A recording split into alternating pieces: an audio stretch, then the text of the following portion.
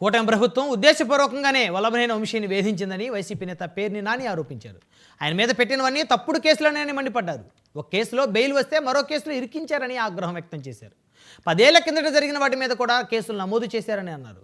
చట్టంలోని లొసుగులు వాడుకుంటూ వాయిదాల మీద వాయిదాలు పడేలా చేశారని, కక్ష సాధింపు చర్యలు తప్ప ఈ ప్రభుత్వం చేసిందేమీ లేదని దుయ్యబట్టారు. ఏం చేస్తారు? కొన్ని పారిపోతాడా రాజకీయాల నుంచి? మీరు చేసినటువంటి వేధింపుల వల్ల, అక్రమ కేసుల వల్ల, అక్రమ నిర్బంధాల వల్ల, లేదా ఉద్దేశపూర్వకంగా అతని ఆరోగ్యాన్ని కుళ్ళబెట్టడం ద్వారా ఏం చేస్తారు? రాజకీయ జీవితం నుంచి, ప్రజా జీవితం నుంచి, గన్నవరం రాజకీయాల్లోంచి, గన్నవరం ప్రజలకి సేవ చేయడంలోంచి ఏమైనా పారిపోతాడా? పారిపోడు కదా.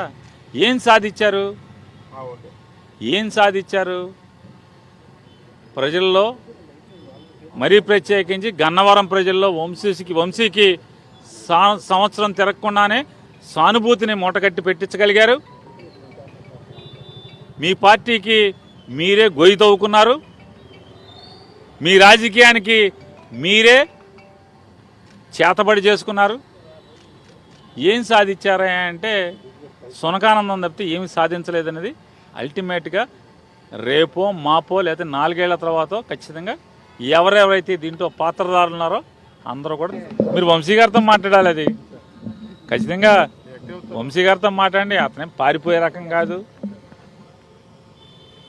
ఎక్కడికి వెళ్ళే రకం కాదు. గన్నవరం ప్రజల మధ్య బతుకుతాడు. గన్నవరం ప్రజలకి సేవ చేస్తానే చివరిదాకా ఉంటాడు. ఏం చేస్తారు? మంత్రి, వరంగల్ తూర్పు ఎమ్మెల్యే కొండా సురేఖ